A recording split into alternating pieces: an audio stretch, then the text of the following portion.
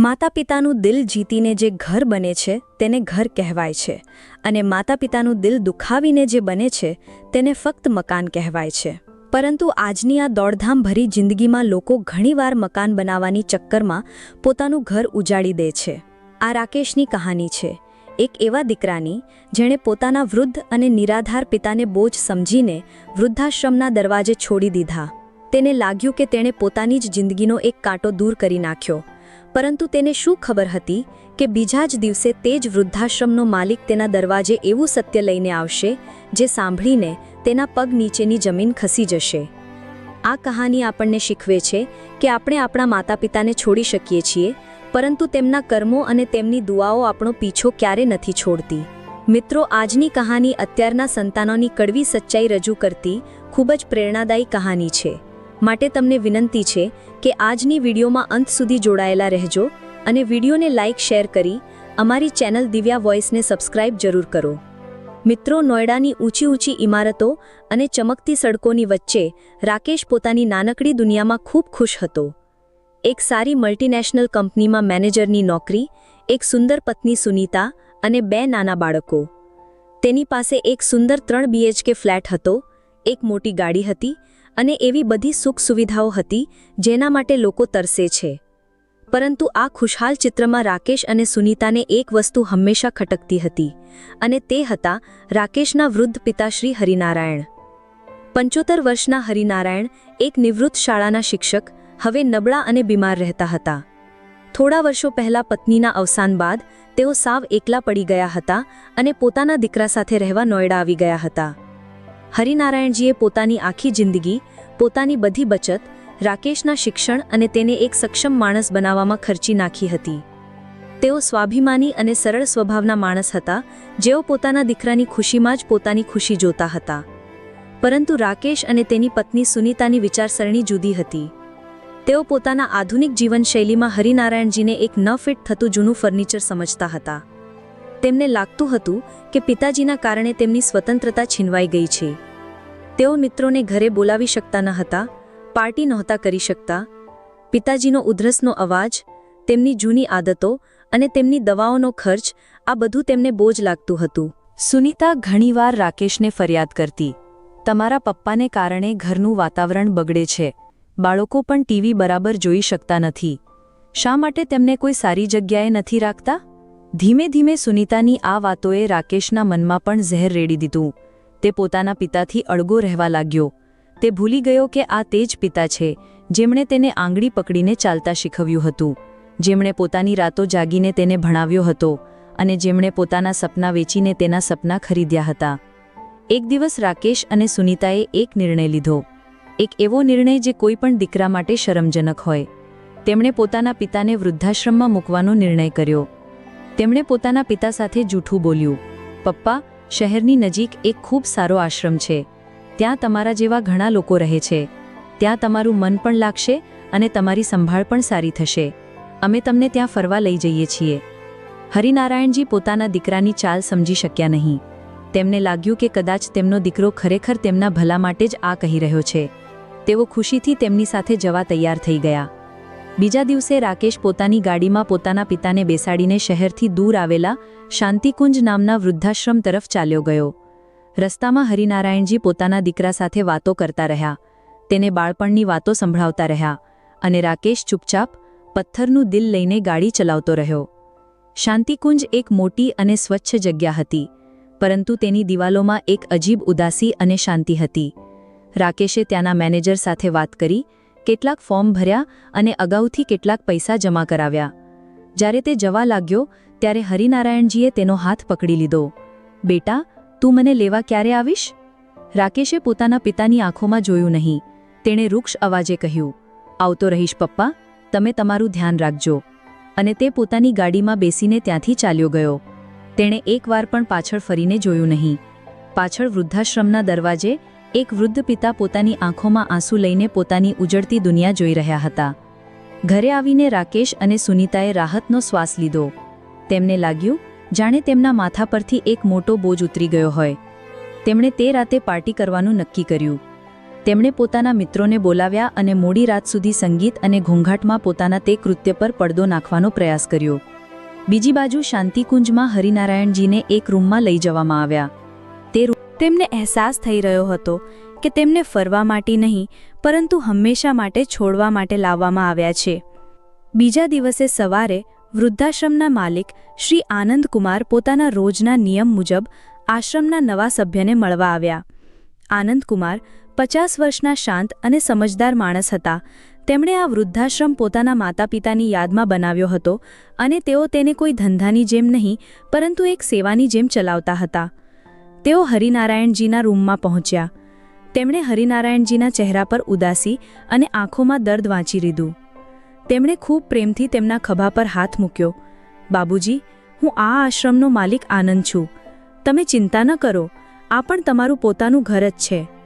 તેમણે હરિનારાયણજીને તેમના પરિવાર વિશે પૂછ્યું.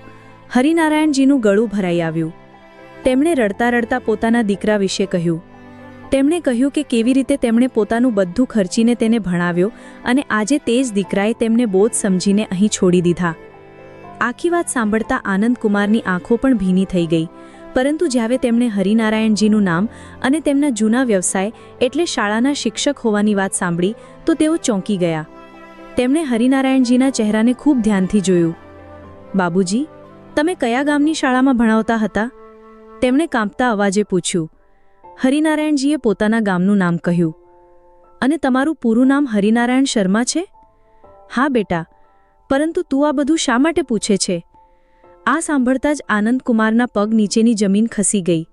તેઓ પોતાની ખુરશી પરથી ઊભા થયા અને રડતા રડતા હરિનારાયણજીના પગે પડ્યા. ગુરુજી, તમે અહીં આ હાલતમાં? હરિનારાયણજી હેરાન થઈ ગયા. બેટા, તું કોણ છે? તું મને ગુરુજી શા માટે કહે છે? આનંદકુમારે પોતાના આંસુ લૂછ્યા અને ચહેરો ઊંચો કર્યો. ગુરુજી, હું આનંદ છું, તમારો સૌથી નાલાયક શિષ્ય આનંદ, જેને તમે હંમેશા કહેતા હતા કે તું એક દિવસ ખૂબ મોટો માણસ બનીશ. હરિનારાયણજીએ પોતાની ઝાંખી આંખોથી તેને ઓળખવાનો પ્રયાસ કર્યો. તેમને યાદ આવ્યું, વર્ષો પહેલાં તેમના ગામની શાળામાં એક ખૂબ ગરીબ પરંતુ હોશિયાર છોકરો ભણતો હતો. આનંદના માતા પિતા નહોતા. હરિનારાયણજીએ તેને પોતાના દીકરાની જેમ સ્વીકાર્યો. તેમણે ન માત્ર તેને મફતમાં ભણાવ્યો પરંતુ પોતાની નાનકડી પગારમાંથી બચત કરીને તેની આગળની કોલેજની ભણતરનો ખર્ચો પણ ઉપાડ્યો.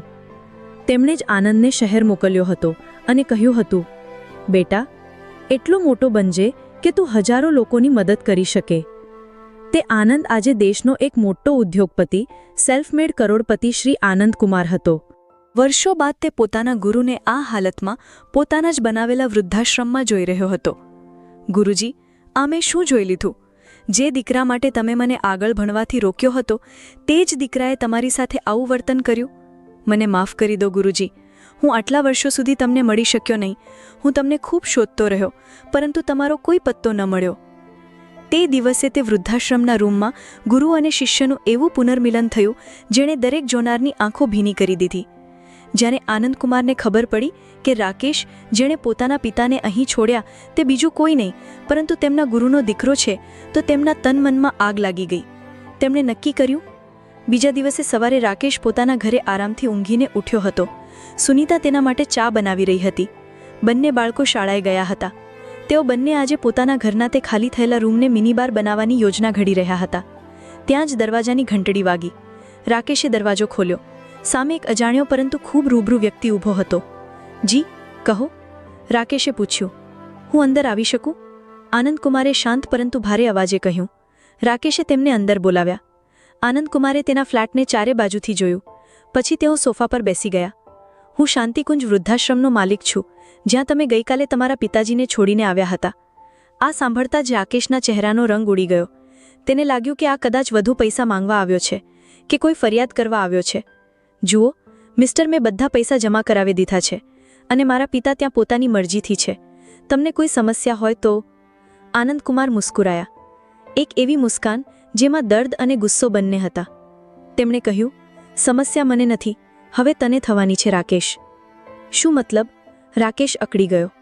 આનંદકુમારે કહ્યું, કદાચ તું મને નથી ઓળખતો પરંતુ તારા પિતા હરિનારાયણજી મને ખૂબ સારી રીતે ઓળખે છે.